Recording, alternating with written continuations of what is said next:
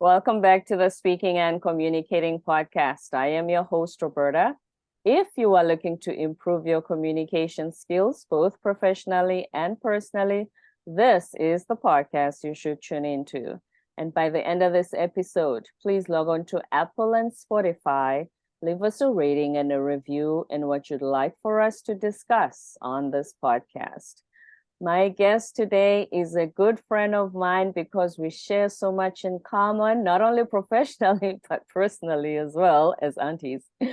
She is a master in communications and all different facets of it, starting with being a TEDx speaker, a podcast host of Connected Communications podcast, a public speaking and presentation coach, and her mission is to help you become a phenomenal presenter. And before I go any further, please help me welcome her to the show. Hi, Christine. Hello, thank you for having me. What a lovely introduction. It's great to be here. Oh, thank you so much for your kindness. Thank you for being here. Welcome to the show. Please introduce yourself to our listeners.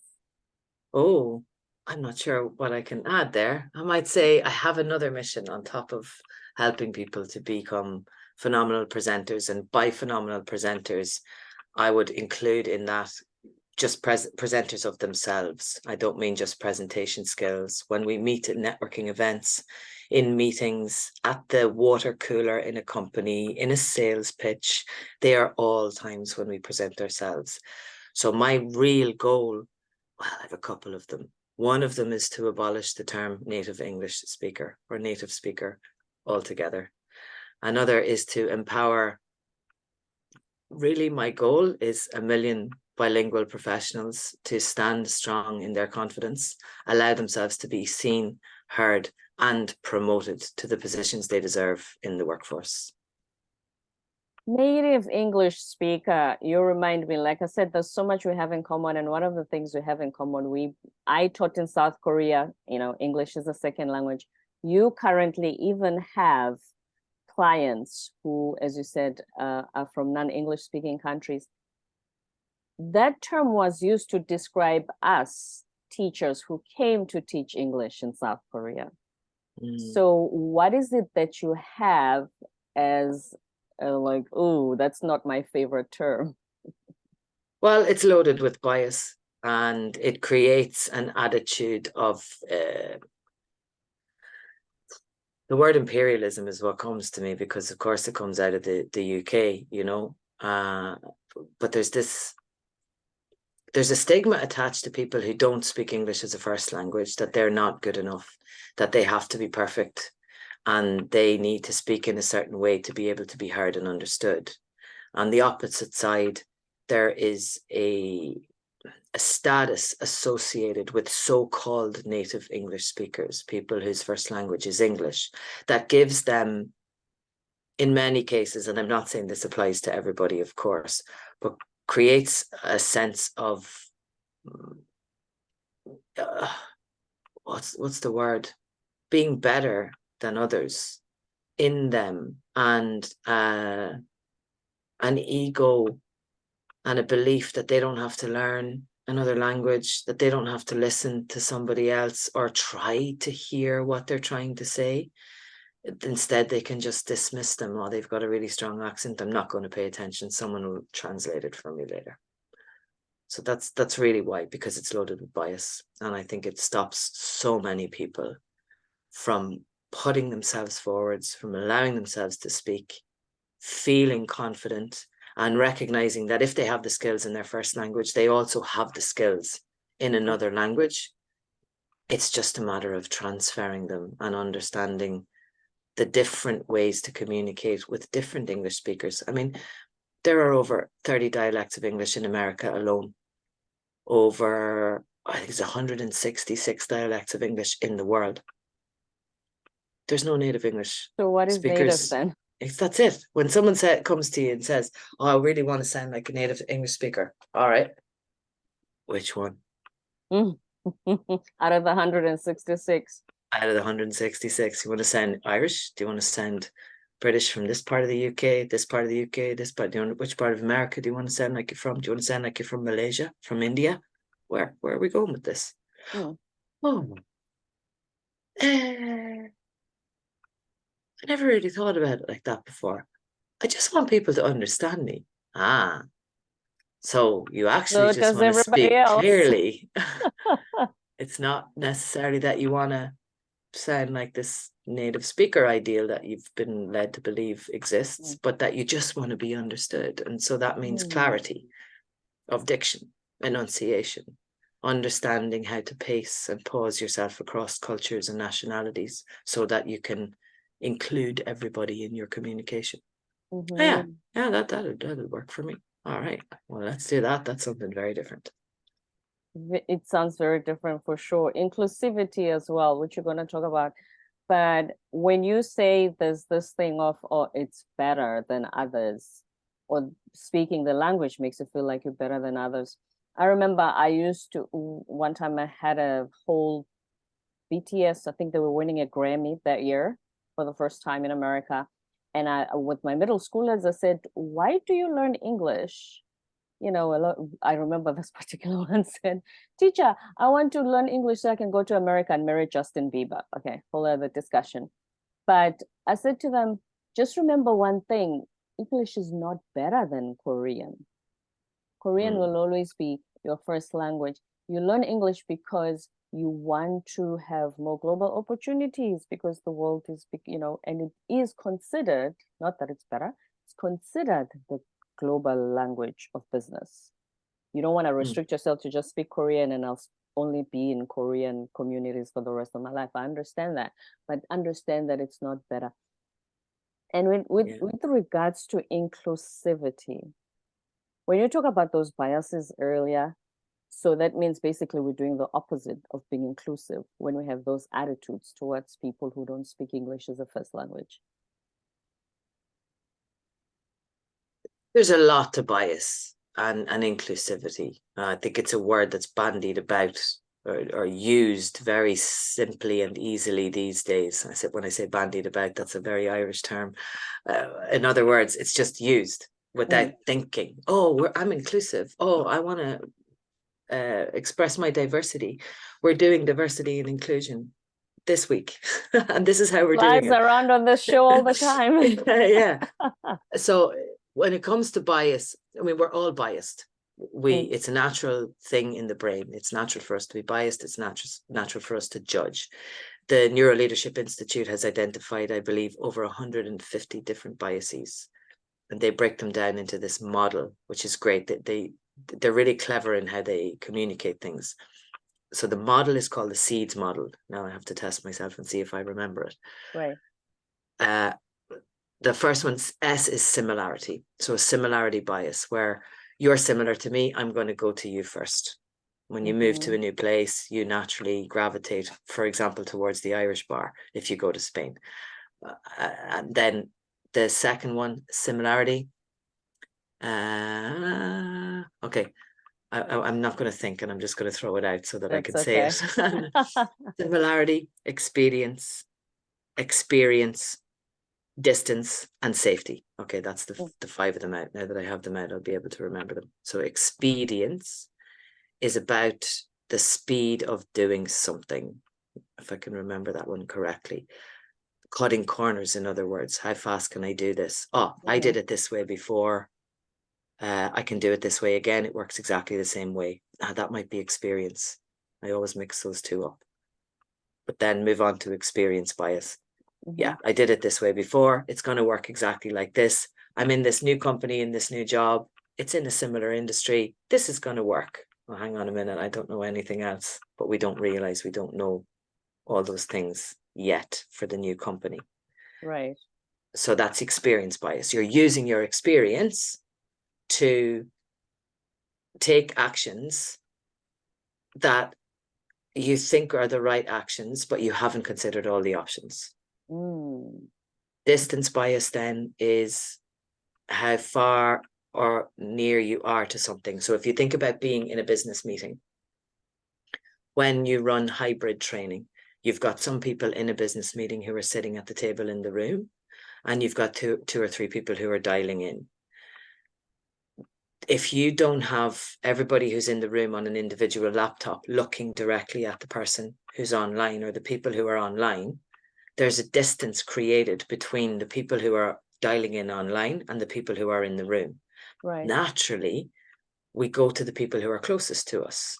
We talk amongst ourselves in the room, and then the people who are online are excluded. It's very, very difficult for them not to be. I had this experience. I was giving training somewhere in a company last year. It wasn't possible for us to bring in an individual laptop for everybody. I did request that there were laptops on the table. So we had 4 of them there for the pairs. And we had the people who were dialing in on separate screens. So they had a screen each. Mm-hmm. But it was still incredibly difficult to manage making sure the 2 people who were dialing in felt fully included. And there were certainly times where they got lost in the motions of everything happening in the room, because I would have to split myself between making sure they're engaged, talking to them, and managing the people in the room. And also then getting the people in the room to connect with them on the screen, you know? Yeah. Like, they're there. Check in with them, please. Are you sending them messages? Are you working up with them in the chat? Oh yeah, okay. We need to do that. So that's distance and safety. Safety, exactly as it means. We like to keep ourselves safe. The brain runs away from threat towards reward. So we don't take risks necessarily. The safety bias can be, I've never made this decision before. I'm not sure if I'm going to get promoted this year or not. If I make this decision and it backfires, I'm probably not going to get promoted. So I'm going to stay safe and I won't take the risk. So all those biases exist, and experience is bugging me now. Experience is like when something is, you expedite something, you make it, you get it done faster. And so it's got a link with experience that you Or as use. they say, sometimes we do this, what takes up less energy for me to do. So if I speak to you, which we would use the term native speaker, even though we've talked about why it's a problematic one. If I speak to you versus listening to someone who is from a non-English speaking country, the expediency is, it's just going to go faster with you because there's less explaining. And therefore, I feel like, oh, I'm going to spend less energy having this conversation with you rather than Exactly. That bias. Absolutely. And also not taking the time to think. I want to do this really fast. It needs to get done. So exactly like you say, who do I choose? I choose the people whom I won't have to explain it 2-3 times, or who I won't have to check on to make sure that they get it done right. And I make sure that the people and the teams and the others who are involved will get this done as quickly as they possibly can, so that I look good. And they're unconscious in many cases. We do these things naturally. So when we talk then about inclusivity, which your question was about, all of these biases exist. Some of them we are aware of. We engage in them anyway, because they do make things faster, whatever other reason. Some of them are unconscious, and it's about then engaging the brain and the system to recognize, oh, what am I doing here? What's popping up for me? Is there a bias that I'm allowing to take over my thinking? What can I do with this? How can I be more inclusive? A native speaker, I don't use the term. It will, if you listen to some of my older content, you will hear me use it. Even some of the content on my platform, I do use it in. And then as I progressed into my decision on it and my thinking on it, I don't use it. When people use it with me, I return a different turn of phrase. I don't cut around it ever. You will not hear me use it unless I put my fingers up around my head or I say so-called, or I'm using it in this example as we're discussing it here. Because for me, the way to change a habit and to change a behavior is to stop the behavior and then call it out. when it is engaged in. And I have no problem talking to people who insist upon using it and having that conversation with them, particularly so-called native English speakers who believe that they are better. Unfortunately, yes, that belief still lingers. And then when it comes to pronunciation, what made you decide that's also going to be one of your focuses? Because the reason I asked that question, I used to encourage my students to not worry about having perfect grammar because it used to hinder them from even trying. You know, it's either I speak perfectly to Roberta, teacher in English, or I don't try at all. And I used to say to them, the focus is not to be perfect. So they used to worry about not only grammar, but how they sound, how they pronounce words. Why do you focus on helping your clients with pronunciation as well? Because pronunciation doesn't mean perfection. And pronunciation and enunciation and clarity of diction don't mean accent loss. They mean clarity. And there's a very big difference between speaking clearly, using a prosodic rhythm, or the rhythm of English, so the music of English, in a way that allows other people to follow you more easily, and getting rid of your accent. They're two different things. People bifurcate them. Like we can bifurcate them, but people blend them. We can separate them, but people blend them. You mean pronunciation and accent? Yeah, but so people say, oh, I need perfect pronunciation. I need to get rid of my accent. I need to sound like a native speaker. I need to sound perfect. But pronunciation means, when it's developed, clarity of diction, clear speech. So I could speak to you now and I could speak like this. And if I speak like this, I'm lazy. I'm lazy. You hear the difference in my clarity. Yeah, your mouth barely opened and it seemed like the words were not projecting out. So when we think about articulation, and I know you asked why I chose it, and I will answer that, but when I relate it to people that I work with, there are certain linguistic backgrounds that need to produce sounds differently to how sounds are produced in their languages, because the brain can't follow what they have to say if they don't enunciate clearly. So with articulation, I have a free lesson on my website that has the 5 golden rules of articulation. It's a 2-page or 3-page PDF. It explains the golden rules of articulation and then has an exercise breaking them down. And what it is accuracy. So accuracy with how you land your sounds, deliberation, thinking about how you form the sounds in your mouth, fluency, how fluid and fluent your sounds are, firmness, so the crispness or the firmness of your sounds. What have I got? That's 4, isn't it? Accuracy, fluency, firmness, deliberation, and I can't remember the last one. Okay. So I have the book beside me, but I won't look. But there's 5 of them. So if people want the 5th one, go and get the lesson. How about that? We're going to attach the website in the show notes. My brain is holding it back for a reason. And sometimes the slightest shift in a mouth, in the position of the tongue or the jaw or the lips or the teeth moving with the tongue or the jaw or the lips, completely changes how a person is received. And when that changes and they recognize that change, people start to follow them more easily, because that's how the brain works. So I posted a video actually today on LinkedIn about priming in the brain. The way that the brain works in terms of language chunking and listening is that it is primed for what's coming next. So if we think about English and I say to you, black and white, bread and butter. Right. So what's happening here? Your brain is primed. You know they're binomials.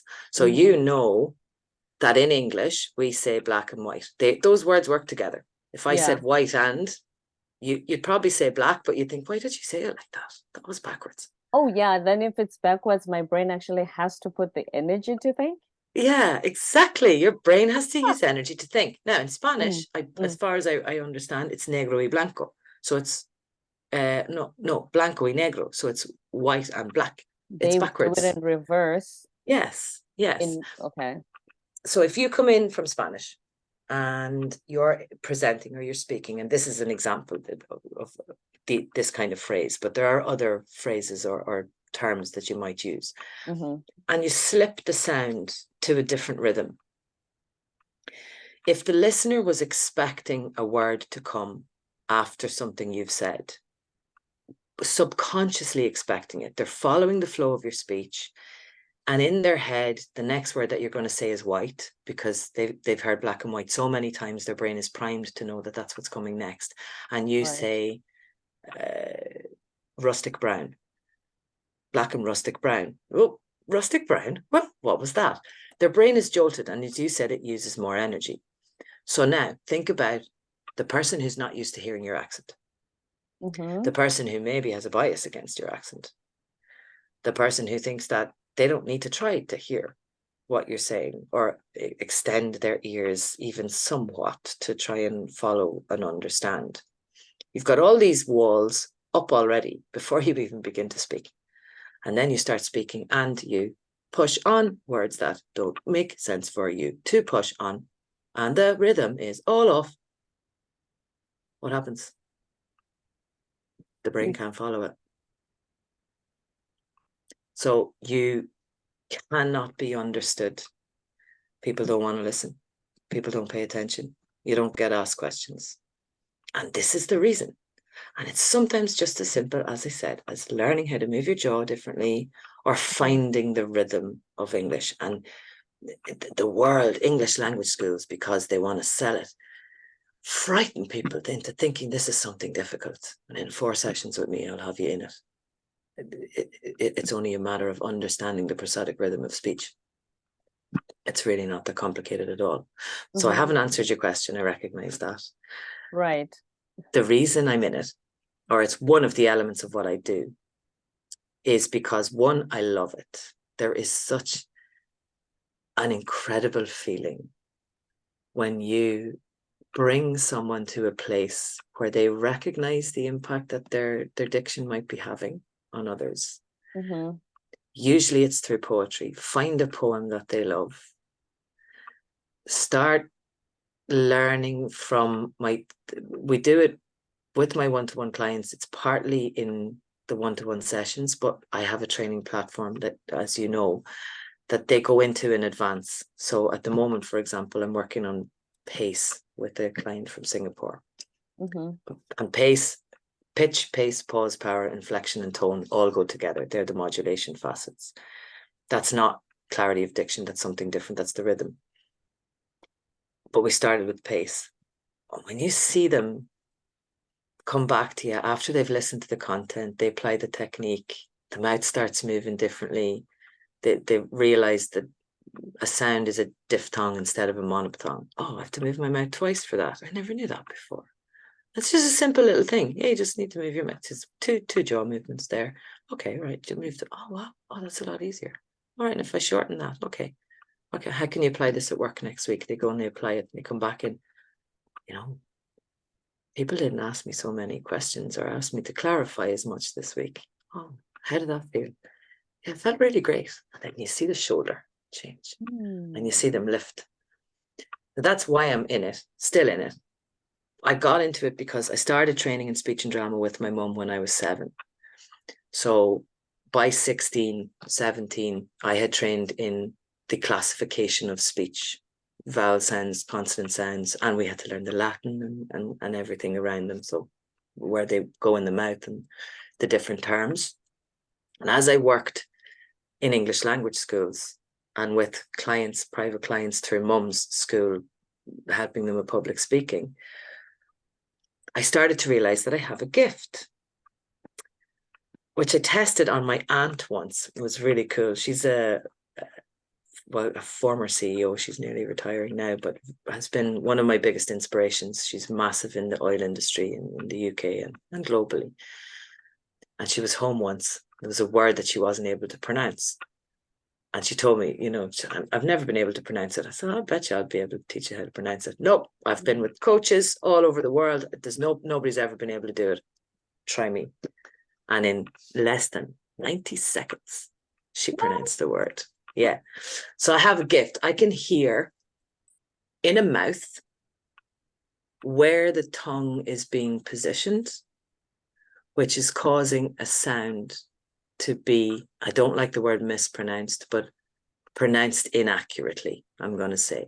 So I'll get someone to say something and I'll listen. Okay. And just can you do it again a couple of times for me? And I know it might feel a little bit awkward, but it's just to let me hear it, Okay. Right.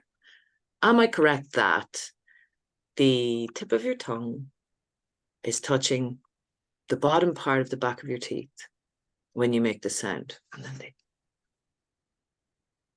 oh yeah, it is. Okay, right. Where does it need to be? And then they'll start thinking about it. I'll make the sound a couple of times. They start moving their mouth. It's fun, you know, because we're both sitting like this, like frogs ribbiting on a pond.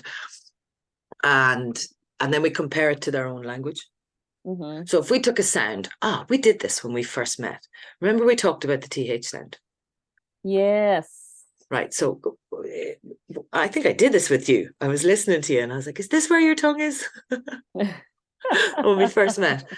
But this is something might be interesting for people who are listening. So it was Zulu, wasn't it? We talked about the TH is yes, in Zulu, and that it's so what's called t in English, in Zulu it's just T without the A. Sorry, it's TH. In Zulu you have T alone, it's remember I was saying if it's T alone, we have to put the H to say t, like you would say the T alone in English. But in English, the TH is then the. Yeah, so the TH comes out between the teeth in English, and it's aspired and vocalized with two THs. But then again in Zulu, can you give me a word with it in it? So in Zulu, if you have T alone without the H, it's one more time. So my tongue is at the back of the gums, not the teeth. So it's is it your gums or is it up on the alveolar ridge at the top of your mouth? Almost at the top, but go a little bit forward in the front as if you're approaching the teeth, but you're not there yet. Yeah, so that's called the alveolar ridge. Right.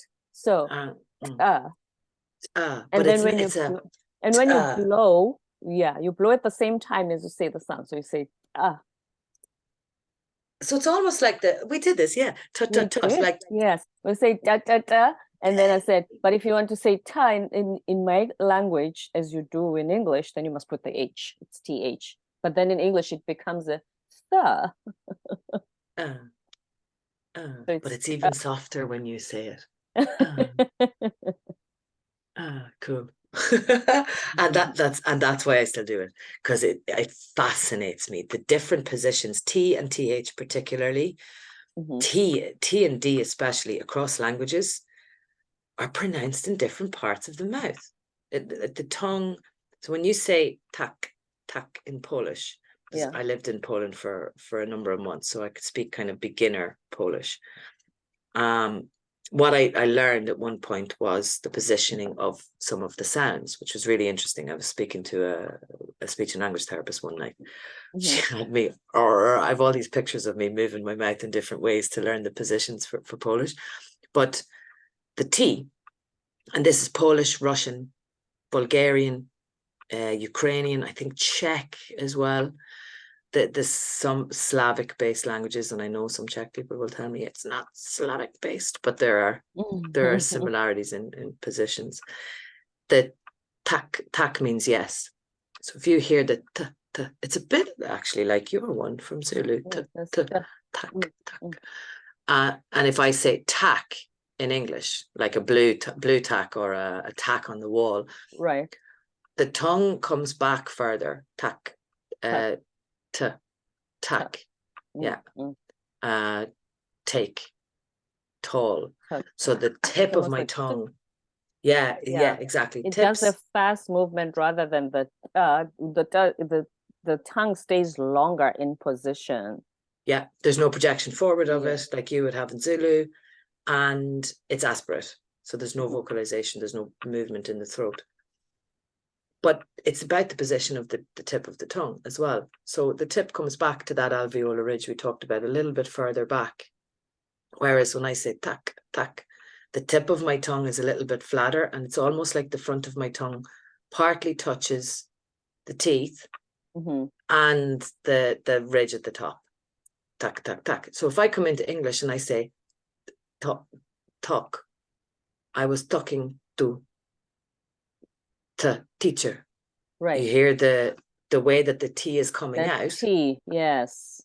That creates a breakdown in communication because people can't hear that it's a T if it's very strong. So that tiny little, just move your tongue back a little bit in the mouth there. Just move the tip of the tongue back a little bit. Now say it for me. Talk, tongue, top. Oh. And then it sounds like, yes. Tiny little change. It makes a huge difference. Wow. Tiny little difference making a huge difference, and also hopefully not only improving communication, but breaking down some of those biases we talked about earlier.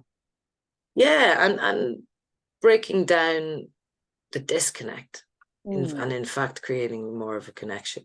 And then when you start to talk about it, you can create even more connection because people don't realize a lot of things. And a lot of people whose first language is not English, who work in English speaking companies or work with a lot of English speakers, hold themselves back in conversation about what they find challenging, the things they've had to overcome to get to where they are. If they actually said to somebody, you know, the way that you say tea in English is completely different to the way that we say tea in my language. The English speaker, in many cases, will say, what do you mean?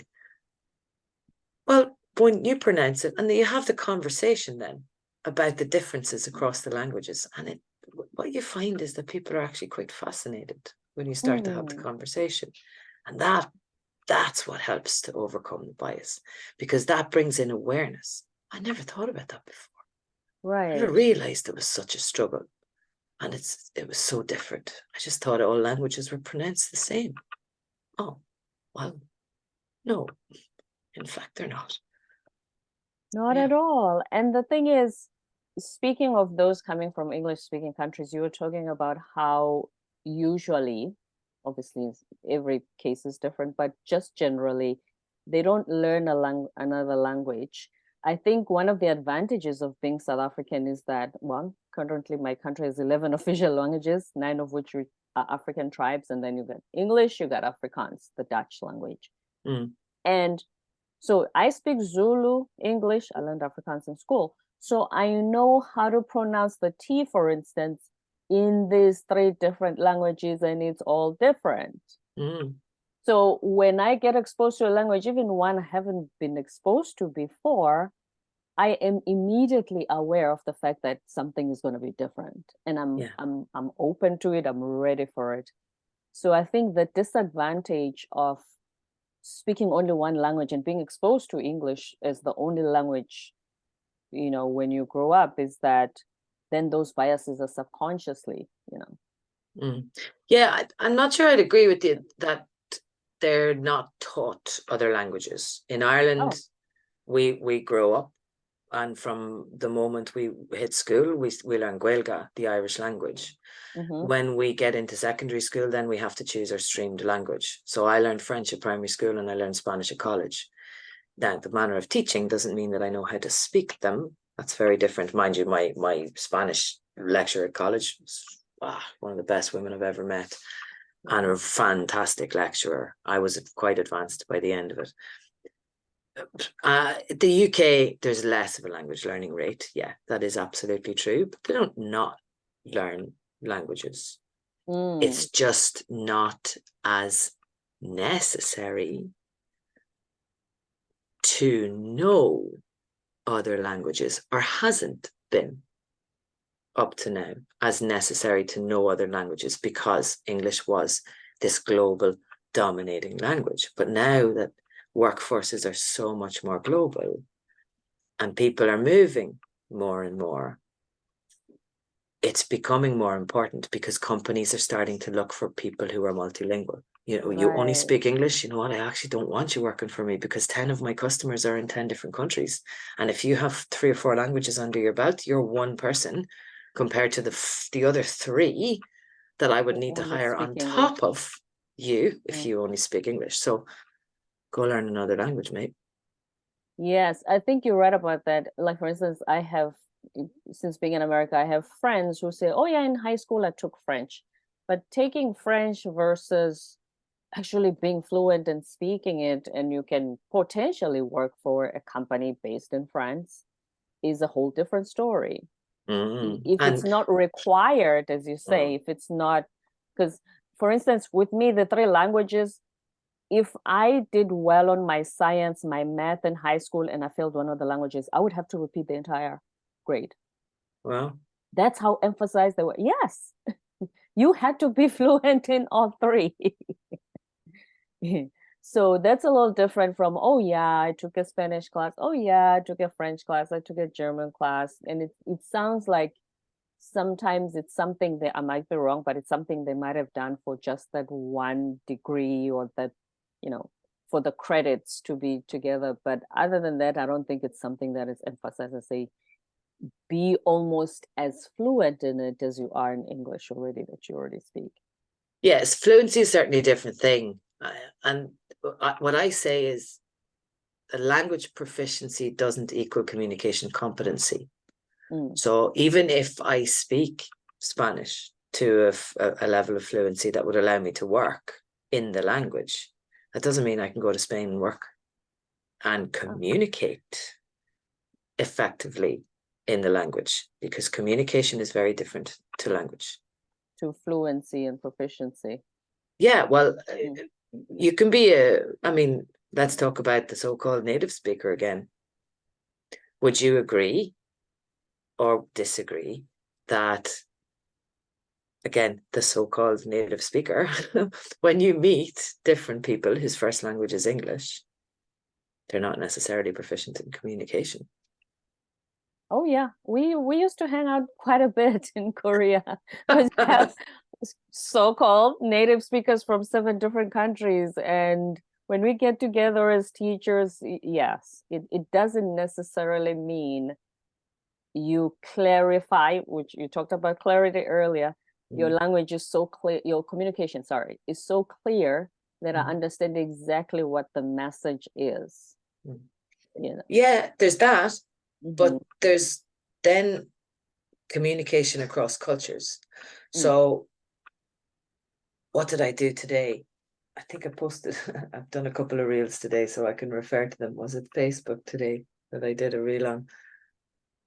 No, it was last week, on American communication and communication in Ireland. And I played the American, and I talked in the way that, well, one American accent, the way that American might talk to one of their team members. So I did it like that. I break my reels up into 2 different people, and one was the American and one was the Irish person. And what I was demonstrating was that in many parts of America, I'm not going to say all, because obviously it's a very big place and the culture of communication is different in different parts. Like, they're much more direct and forward in places like New York and Boston than they are in California, let's say, for instance. But what I'm getting at here is that the mannerism of communication is different. So a boss might say to me in America, do that now and bring it back to me by the end of the day, because they need to get it done and it's direct and that's it. Whereas an Irish boss will come in and say, would you mind please completing that report for me by the end of the day? And it would be wonderful if you could drop it in on my desk before you go. Right. So there's a big long string of words there, but we use a lot of modals. We use a lot of, oh, there's a fly that's driving me nuts. Sorry. I know that. Sorry, big disconnect there, but we use modals, we use hedging, we are very polite. Of course, you're going to have the Irish boss that who's not like that. So anybody who's listening thinks, I'm not like that. Fine. But for the most part, for much of the part, we are quite polite, formal, and nice. There's somewhat of a British flair to it as well. The British can be like this too. So I take my language proficiency. I'm Irish and I'm wonderful at English, for example. And I walk into a farm in New Zealand or Canada. Or Canada probably be easier because the culture is closer in some ways to the British. But in New Zealand, I've never worked in New Zealand before. I've never met many, I haven't met many people from New Zealand. I don't know the communication culture in New Zealand. And I walk into a meeting and speak to them like I'm in Ireland. And they're used to maybe a more direct form of communication. They're not going to listen to me. Even though in that particular example, you're being more polite, and so it should be kind of music to the ears, but because that's not how they communicate, it's not going to resonate the way it would to an Irish. Yeah, I mean, just as art and beauty is in the eye of the beholder, so too is communication. It's different across the world. So in a meeting in Australia, we go into a lot of different details here because we have to think about men and women, and there are changes happening with regards to women being accepted more so in meetings, and in certain positions in Australia, because for a long time it was quite a big boys' club, a bit like the States as well, and much of the world. We can't just single out those countries. Those, yeah. But there is a joviality. It's a kind of a matey feeling, being friends. Don't come in as being really formal. Don't come in with a really high status and make yourself out to be better than all of the rest of us, because if you do, we'll cut you down really fast. That's the typical way for Australia. So then you've got someone who might come in from the US. They're used to being treated with very high status. They are the top dog in the company, the most important person. They like to be treated with respect. They feel they deserve respect. They've got a nice suit, a nice car, big money, and they come in and they flash that all around. They call it the tall poppy syndrome in Australia. And what they mean by that is that don't come in here with your tall poppies. We're going to cut your poppies down. Wow. So you sit down there, boy, you're no different to any of the rest of us. We're all people. So that's what I mean when I say cross-cultural communication. Cross-cultural. Yeah. I speak French, but do I understand how meetings work in French or in France? And then in this particular company and in this particular department of the company, you break it down and break it down and break it down. Culture is an iceberg, as one of the models shows. I don't know who owned the iceberg model, but it's often represented as an iceberg. You only see the tip. Right. And everything else is underneath. Under the water, for sure. Yeah. And then you were talking earlier about how to sell yourself when you communicate. So when you work with non-English speaking professionals and they want to work in these global English-based companies, what are some of the tips and strategies you share with them in selling themselves? Well, as a coach, I tend to try to not share myself, because the coaching process is that we believe that it's all inside the individual and we help them to pull it out of themselves. I will, with their permission, if they want to go in that direction, and if we move into a training mode rather than a coaching mode, then bring in tips and strategies. So if someone comes in for coaching and pure coaching, and they say, well, look, I've got a really big presentation coming up, or I've got a sales pitch. Let me use one of my clients as an example here. Right. When we first started working together, it was for pronunciation and a bit more clarity of diction, working on pitch and enunciation. And then suddenly, I have a massive sales tour to give. There's a new client coming in. I have to bring them around the warehouse. Can we work on it? Of course we can. So it means we move from coaching into training, because now I'm going to share my techniques, the way that I thread stories, the way that I weave things. So the first thing that I will say is to record it. And I always get my clients to send me a recording of the tour or the pitch or the presentation that they'll give. And then I'll break it down slide by slide, block by block. And we start then firstly to think about the audience. Who's coming? Where are they coming from? What's the makeup? What's the age? What's their background experience? What do they want to know? And if you don't know what they want to know, how can you find out? Who can tell you? Is it somebody inside the company who can tell you? Is it somebody in the client company who can tell you? Do you need to ask them yourself? What can you find out about them online? Personal and professional. Because when you know that somebody, for example, values their children, and they put the development of the youth above almost everything else in the world, then when you bring them on that tour through your facility and you drop in little comments about the fact that your company is working towards a better future for our young people, then you connect with their values. And when you connect with a person's values, you appeal to their emotion. But not everybody's emotions need to be appealed to. Sometimes it's appealing to reason. So when we think about persuasion, we think about where we need to appeal to. And I use, again, the Neuro Leadership Institute, the SCARF assessment. Is it status? Is it certainty? Is it autonomy? Is it relatedness? And is it fairness?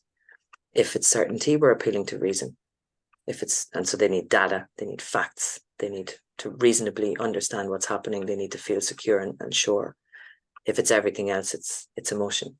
So what excites them? Is it a sense of adventure? Is it a desire for something greater, to leave their mark? Do they need reward and recognition? Do they need to feel accepted and loved? Do they need to feel like it's fair and everybody else is getting an opportunity? So when I give the tips and techniques, that's part of where we start. Where are they on the SCARF? What do you know about your audience? What else can you find out? And then we do it from start to finish. Before they arrive is equally as important as the moment they arrive. What have you given them in advance? Have they got agendas? Do they know where they're going? Who's meeting them? Are they getting welcomed in? What do you have ready for them when they're welcomed in? Is there something on the table? Is it the first time they've been in the country or in your state? What can you have that's going to make them feel special? What's happening in that first 15 minutes? How do you connect? Is there small talk? Who's going to be there? And then we move into the actual presentation itself. Not being afraid to say at the beginning of it, what do you want from me today? What do you need? Because a lot of people don't do this. They think, oh, I have to focus on myself.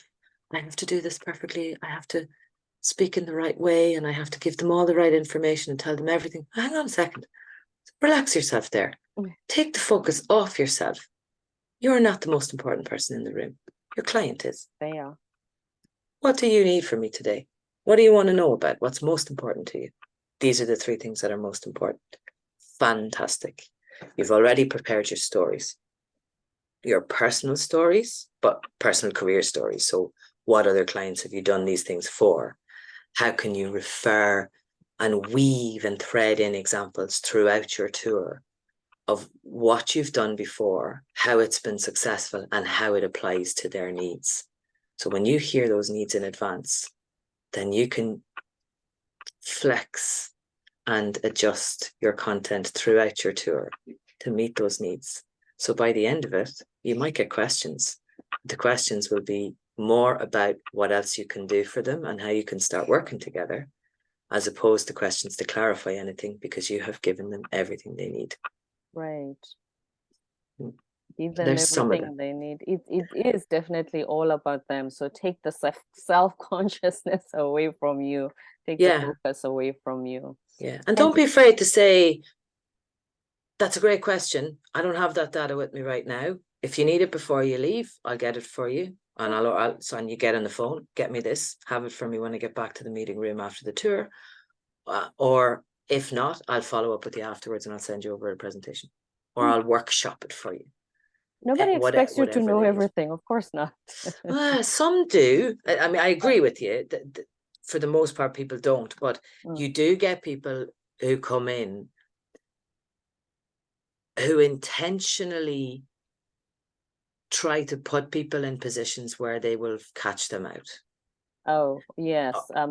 They do exist. I'm not gonna deny that. They do. They do And that exist, comes. yes. So when you have that, right, where's this person coming from? That's status. They're coming from a place of status here. Maybe it's certainty, but generally it'll be a place of status, right? They think they know more or that I don't know enough. And often I work with a lot of women. Often this is a man who believes a woman doesn't know as much or doesn't have the capacity or doesn't have the knowledge. And this is when it's really important for the woman, not only the woman, a man as well, who comes in from another language, because they can sometimes be afraid that they can't express it in the way they need to in English, to be able to stand in their power.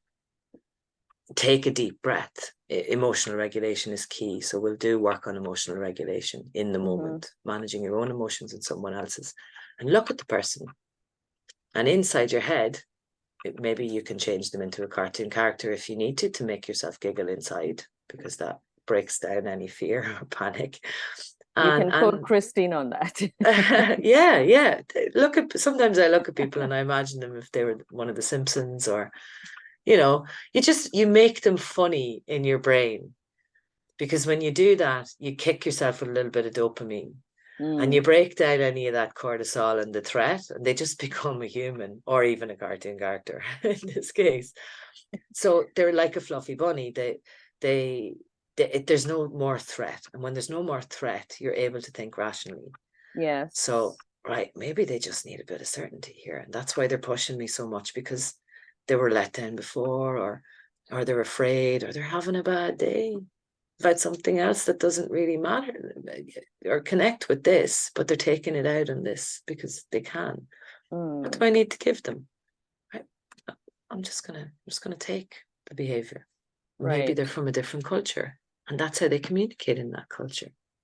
And I need to just step back and say, okay, this is their mannerism. Take it, ride with it, and keep giving them what they need. Keep giving them what they need. The Connected Communications podcast, just before you go, please give us briefly why you started it and what it is that you focus on. I focus on connected communication. So communication for me is about finding your connection with self. So the 4 pillars of awareness that I work from are self-awareness, brain awareness, linguistic awareness, and cultural awareness. And I have coined the term for this, which I'm working on trademarking, as neurocultural communication. I started it to help people connect with themselves, first of all. Go inside, find out what makes them tick, find out what they like, they enjoy, what triggers them, and how to manage and balance their emotions. To be able to then take that authenticity from inside the self and use it to reach out and connect to others. I started it because I love talking to people like you and the other people that I'm interviewing.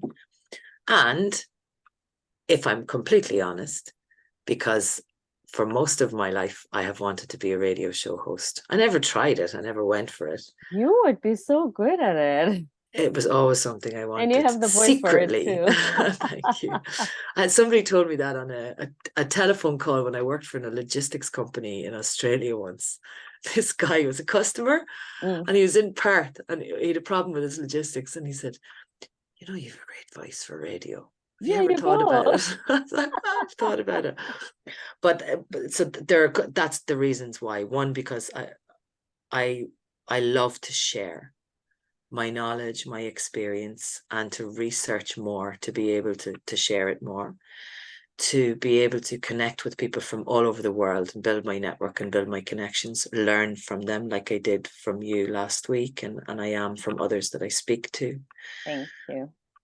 And yeah, be my own radio host that nobody gets to take away or to control or to limit or silence or shadow ban or anything else of the sort, so that people all over the world can connect and communicate together.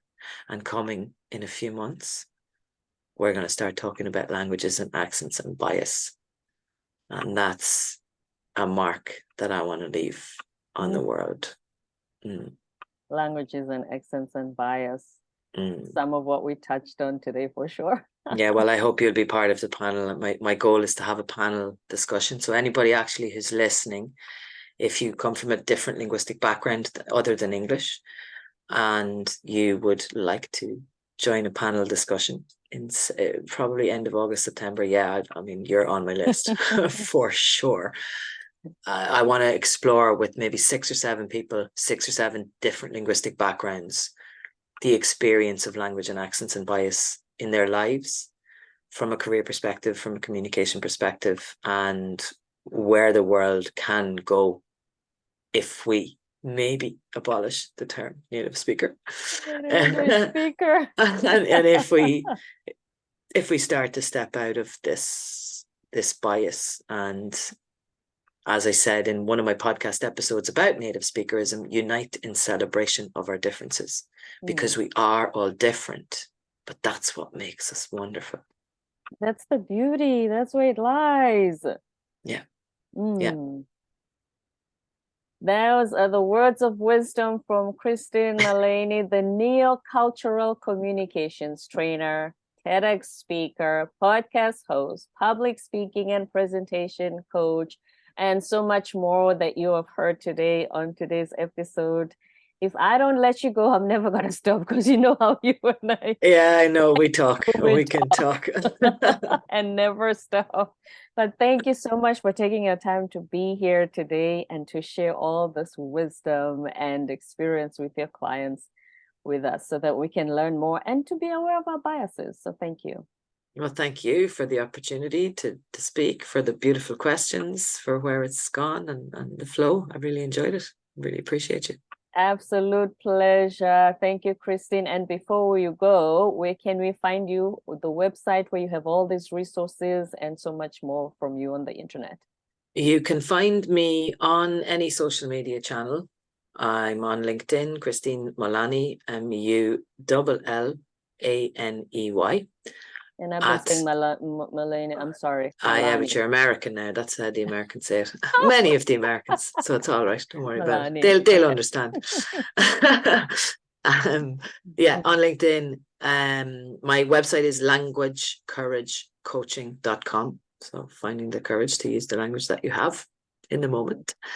Everything is in there. If you find languagecouragecoaching.com/discover will actually take you to the different links to find me, the Connected Communication podcast, Connected Communication on Facebook, and Connected_communication on Instagram, where if you would like a bit of fun and a bit of edutainment, I do reels and a variety of other different things about Hiberno English, English in Ireland, and what it means when your Irish boss says certain things. So come on over, engage, connect, DM me and chat. I love a good natter, as we do in Ireland. Your reels are really fun. Enjoy your Instagram post. Thank you. That was Christine Mullaney. Did I say that right? Thank you. From all the way from Ireland, sharing her wisdom and coaching program with us. Don't forget to subscribe, leave a rating and a review on Apple and Spotify, and stay tuned for more episodes to come.